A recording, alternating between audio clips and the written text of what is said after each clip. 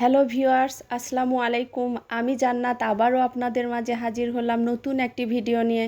সবাইকে অনেক অনেক শুভেচ্ছা ও অভিনন্দন। আশা করি সবাই ভালো আছেন। আলহামদুলিল্লাহ, আমরাও ভালো আছি। আজ আমি আপনাদের মাঝে একটা গল্প শেয়ার করব। না, এটা কোনো বই বা সিনেমা থেকে নেওয়া গল্প নয়, এটা নিজের জীবনেরই একটা অংশ। আমার ছেলের জন্মের পর যখন আমরা ডাক্তারের কাছে জানতে পারলাম যে আমার ছেলে জন্ম থেকেই শ্রবণ প্রতিবন্ধী, তার এই প্রতিবন্ধকতার জন্য সে কোনো দিনই আমাদের মতো স্বাভাবিকভাবে কথা বলতে পারবে না। বিশ্বাস করেন, এই কথাটা শোনার পর এক মুহূর্তেই আমার পুরো পৃথিবী থমকে গিয়েছিল। কতটা কষ্ট পেয়েছিলাম সেদিন তা বলে বোঝানোর ভাষা আমার নাই।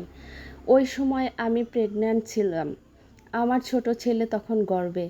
সেদিন ডাক্তারের কাছ থেকে বাসায় ফেরার পথে আমি পুরো রাস্তায় এমনভাবে কান্না করতে করতে এসেছিলাম যেন আমার কেউ মারা গিয়েছে। বিশ্বাস করেন, সেই দিনের সেই কান্নার কথা মনে হলে আজও আমি খুব লজ্জিত অনুতপ্ত হই, কারণ আল্লাহ তাকে অনেক বড় নিয়ামত হিসাবে পাঠিয়েছেন। আমাদের আসলে সকল পরিস্থিতিতেই আল্লাহর উপর ভরসা রাখা উচিত এবং শুকরিয়া জ্ঞাপন করা দরকার ওই মহান রবের দরবারে। তবে সেই দিনের সেই কষ্ট মনের মধ্যে বেশিক্ষণ ধরে রাখিনি। সেদিনই আমি মনে মনে প্রতিজ্ঞা করেছিলাম, আমাকে অনেক কষ্ট করতে হবে, সংগ্রাম করতে হবে ওর জন্য। কিছুতেই হাল ছেড়ে দিলে চলবে না।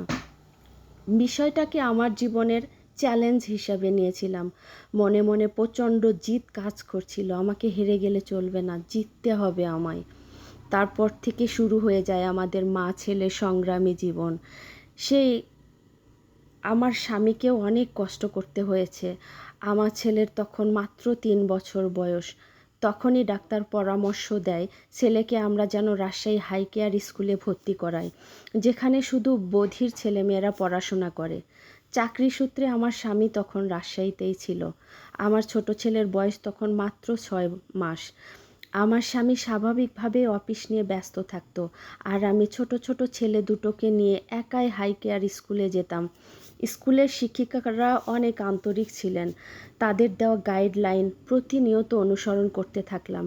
শিক্ষিকাদের আন্তরিকতা এবং আমার অনেক চেষ্টা সত্ত্বেও সেইভাবে কিছুই আগাচ্ছিল না। গল্পের পরবর্তী অংশটি পরের ভিডিওতে জানতে পারবেন। সে পর্যন্ত সবাই ভালো থাকবেন। আল্লাহ হাফেজ।